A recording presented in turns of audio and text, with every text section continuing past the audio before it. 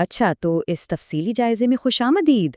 آج ہم کچھ انتہائی شاندار اصولوں پر بات کرنے والے ہیں جنہیں استعمال کر کے ہم اپنے پیشہ ورانہ کیریئر کو نہ صرف بہتر بلکہ واقعی روشن بنا سکتے ہیں۔ یہ بالکل ایک ایسا دلچسپ سفر ہے جو روزمرہ کے ان دفتری چیلنجز سے نمٹنے کے لیے ایک بہترین روڈ میپ فراہم کرتا ہے جن کا ہم سب کو سامنا رہتا ہے۔ تو چلیں شروع کرتے ہیں۔ سیدھے اصل بات پر آتے ہیں۔ موازنہ کرنے سے مایوسی جنم لیتی ہے۔ سچ بتائیں، ہم سب کبھی نہ کبھی یہ غلطی کرتے ہیں، ہے نا؟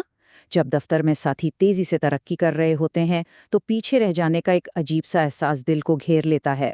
لیکن اس دفتری مایوسی سے بچنے کا ایک ہی پکا علاج ہے، اور وہ ہے ایک صحت مند موازنہ۔ یعنی اپنا موازنہ دوسروں کے بجائے صرف اس بات سے کیا جائے کہ کل ہم کیا تھے اور آج ہم کیا ہیں۔ یقین کریں، دوسروں سے مسلسل موازنہ دراصل سوائے مایوسی کے کچھ نہیں دیتا۔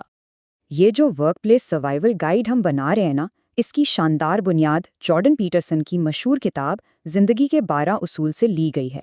اس میں دی گئی بصیرت ہماری روزمرہ کی پیشہ ورانہ زندگی اور ذاتی ترقی کے لیے بالکل ایک مضبوط ستون کی طرح کام کرتی ہے۔ آگے چل کر ہم یہی دیکھیں گے کہ ان شاندار اصولوں کو روزمرہ کے دفتری معاملات میں آخر کیسے لاگو کیا جا سکتا ہے۔ تو ہمارا سب سے پہلا اور بنیادی مرحلہ ہے کام کی جگہ پر منفی سوچ پر قابو پانا اور زندگی کو بے جا بوجھ سے آزاد کرنا۔ اکثر ہمارے اندر کچھ ایسے منفی رویے جڑ پکڑ لیتے ہیں جو کیریئر کی اصل خوشی کو دھندلا دیتے ہیں۔ اب اپنی پیشہ ورانہ زندگی کو اس فالتو بوجھ سے پاک کرنے کا مطلب یہ ہے کہ ہم ذرا رک کر سوچیں کہ واقعی کیا اہم ہے۔ مثال کے طور پر ذرا تصور کریں، دفتر میں چائے کے وقفے کے دوران مسلسل دوسروں کی شکایتیں کرنے کی عادت۔ اگر ہم اسے چھوڑ کر اس وقت کو کسی پازیٹیو اور تعمیری گفتگو میں بدل دیں تو کیا ہی بات ہے۔ یا پھر دفتری اوقات کے بعد بار بار ای میلز چیک کرنے کی اس تھکا دینے والی عادت کو ترک کرنا۔ ان چھوٹی چھوٹی منفی عادات کو بدلنے سے براہ راست وہ راستہ صاف ہوتا ہے جو ایک انتہائی مصروف کیریئر میں بھی ہمیں سچی خوشی دے سکتا ہے۔ دوسروں کے پاس کیا ہے اس پر کڑنے اور خواہش کرنے کے بجائے اپنی ذاتی خوبیوں کو کھلے دل سے تسلیم کرنا ہی دفتری مایوسی کا سب سے بڑا علاج ہے۔ مثال کے طور پر، اگر کسی ساتھی کی تکنیکی مہارت بہت کمال کی ہے تو اس پر خاموشی سے حسد کرنے کے بجائے اپنی شاندار پریزنٹیشن دینے کی صلاحیت کو تسلیم کرنا چاہیے۔ حقیقت تو یہ ہے کہ ہر انسان میں کچھ منفرد خوبیاں اور کچھ خامیاں ہوتی ہیں۔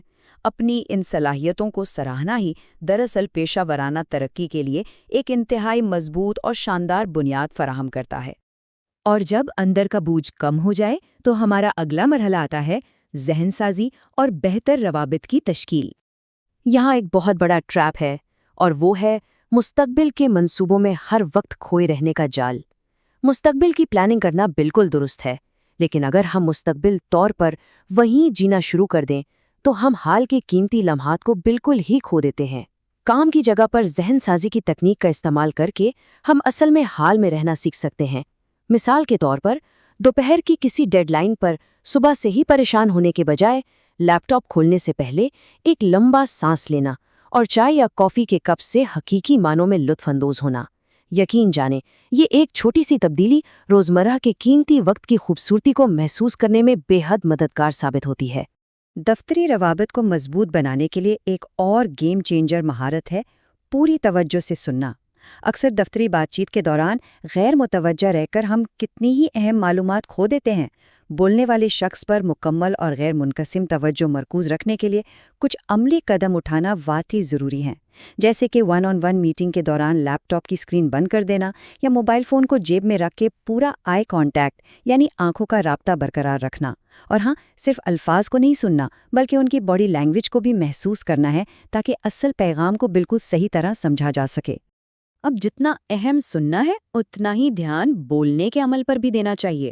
جب الفاظ بغیر سوچے سمجھے منہ سے نکلتے ہیں نا تو پوری ٹیم کے لیے پریشانی کا خطرہ بڑھ جاتا ہے۔ منہ کھولنے سے پہلے تھوڑا سا سوچ لینا باہمی احترام کو زبردست طریقے سے فروغ دیتا ہے۔ اس کا ایک بہترین اور عملی طریقہ یہ ہے کہ کسی بھی غصے والی ای میل کا جواب دینے یا میٹنگ کی گرما گرم بحث میں بولنے سے پہلے ہمیشہ پورے 3 سیکنڈ کا وقفہ لیا جائے۔ بس 3 سیکنڈ۔ یہ چھوٹا سا وقفہ کسی بھی دوسرے شخص کو بلا وجہ کی تکلیف اور ذہنی دباؤ سے بچانے کے لیے بالکل جادو کا کام کرتا ہے۔ چلیں اب ایک اور انتہائی اہم پہلو کی طرف بڑھتے ہیں، اپنے ارد گرد ایک صحت مند حلقے کا انتخاب۔ ہم جن لوگوں کو اپنی پیشہ ورانہ زندگی کے قریب آنے دیتے ہیں، ان کا ہمارے احساسات پر حد سے زیادہ اثر ہوتا ہے۔ ایسے ساتھیوں کو تلاش کرنا جن کی اقدار ملتی جلتی ہوں، جو صحت مند اور خود کفیل سوچ رکھتے ہوں، یہ بالکل لائف سیونگ ہے۔ کیوں؟ کیونکہ خود کفیل ساتھی مسائل کا حل تلاش کر کے پوری ٹیم کو اوپر لے جاتے ہیں، جبکہ دوسری طرف ہر وقت موڈ کے زیر اثر رہنے والے لوگ اپنی مسلسل شکایتوں سے سب کی توانائی نچوڑ کر رکھ دیتے ہیں۔ دفتری زندگی میں پرسکون رہنے کے لیے ہمیں ان ساتھیوں کا انتخاب بہت احتیاط سے کرنا چاہیے تاکہ منفی رویوں کے بجائے مثبت اور صحت مند خصوصیات کو اپنایا جا سکے۔ اور جب ایک بہترین حلقہ بن جائے تو ہمارا چوتھا مرحلہ آتا ہے، ٹیم کے اندر ایک کھلے کلچر کو فروغ دینا، جہاں دنیا واقعی ایک روشن جگہ محسوس ہو۔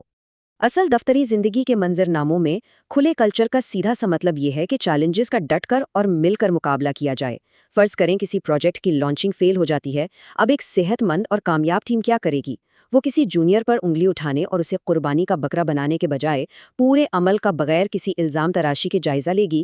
مسلسل کامیابیاں حاصل کرنے کے لیے ایک ایسا کلچر بہت ضروری ہے جہاں ہر فرد خود کو محفوظ سمجھے اور سب مل کر ایک متحد گروپ کے طور پر کام کریں۔ ہمارا پانچواں اہم مرحلہ ہے دفتر کے روزمرہ اور مصروف معمولات کے دوران شکر گزاری۔ دفتری اوقات میں شکر گزاری کا اظہار واقعی کام کا سارا ماحول بدل کر رکھ دیتا ہے۔ ان مصروف ترین لمحات میں بھی شکر گزاری دکھانے کے کچھ نہایت آسان طریقے ہیں۔ مثلاً کسی بھی میٹنگ کا آغاز کسی شخص کی مدد پر اسے سب کے سامنے سراہتے ہوئے کرنا، یا کسی کی اچھی کارکردگی پر اسے ایک چھوٹا سا تعریفی پیغام بھیج دینا۔ اسی طرح میٹنگز میں سب کے وقت کی قدر کرنا بھی شکر گزاری کی ہی ایک قسم ہے۔ صحت مند بحث اور نئے آئیڈیاز کی حوصلہ افزائی ہونی چاہیے، اور سچی بات تو یہ ہے کہ اگر کسی میٹنگ میں کوئی جوش و جذبہ ہی نہیں ہے تو سب کا قیمتی وقت بچاتے ہوئے ایسی میٹنگ سے گریز کرنا ہی سب سے بہتر ہے۔ اب آتے ہیں چھٹے اور آخری حصے کی طرف، اور وہ یہ ہے کہ آخر اس ذاتی اور پیشہ ورانہ ترقی کے پیمانے کیا ہیں؟ اسے ناپے کیسے؟ یہ بڑی زبردست بات ہے کہ ہم اپنے ان ذاتی احساسات کو ٹھوس ترقیاتی اہداف میں بدل سکتے ہیں۔ اس ساری ترقی کو جانچنے کا ایک دلچسپ طریقہ یہ ہے کہ ذرا حساب لگایا جائے کہ ایک ہفتے میں کتنی بار ہم نے میٹنگز میں پورے اعتماد کے ساتھ اپنی بات پیش کی، یا پھر یہ نوٹ کیا جائے کہ روزمرہ کے ذہنی دباؤ میں کتنی کمی آئی ہے۔ ظاہر ہے انسان ہر وقت تو خوشی سے نہیں اچھل سکتا، لیکن کام کی جگہ پر ایک پرسکون اطمینان کا بڑھنا، اعتماد کی بحالی اور اپنی خواہشات کو کھلے دل سے تسلیم کرنا ہی دراصل ہماری اصل ترقی کی علامت ہے۔ اور ایک اور بہت اہم بات، اپنی اہمیت کو ثابت کرنے کا مطلب یہ بھی ہے کہ کبھی کبھار اس سخت اور مسلسل نظم و ضبط کے دائرے سے تھوڑا باہر نکلا جائے۔ باحفاظت طریقے سے خود کو ترجیح دینا اور جو دل میں ہو اسے صاف الفاظ میں کہہ دینا پروفیشنل زندگی میں بہت بڑا مقام رکھتا ہے۔ اس مصروف دن میں پرسکون اطمینان پانے کے لیے کچھ عملی حدیں مقرر کرنا لازمی ہے، جیسے کہ لنچ بریک کے وقت اپنی میز اور لیپ ٹاپ سے واقعی دور چلے جانا، یا شام 6 بجے کے بعد دفتری پیغامات کا جواب نہ دینے کا اصول بنانا۔ بعض اوقات یہ تھوڑی سی لچک اور اپنے لیے وقت نکالنا ہمارے طویل مدتی مقاصد کے لیے انتہائی شاندار ثابت ہوتا ہے، جو ہمیں آخر میں غور کرنے کے لیے ایک نہایت ہی زبردست اور اہم سوال پر چھوڑ جاتا ہے۔ اگر ہر وقت کا نظم و ضبط ہمیشہ مثالی نہیں ہوتا اور یہ سارے اصول ترقی کے لیے اتنی ہی اہم ہیں، تو کل صبح دفتر میں قدم رکھتے ہی ہم سب سے پہلے اپنے کس پرانے معمول کو توڑ کر ایک نئی شروعات کریں گے؟ اس تفصیلی جائزے میں ساتھ رہنے کا بہت شکریہ۔ پوری امید ہے کہ یہ دلچسپ سفر ہم سب کے لیے ایک کہیں زیادہ بہتر، روشن اور پرسکون کیریئر کی راہ ہموار کرے گا۔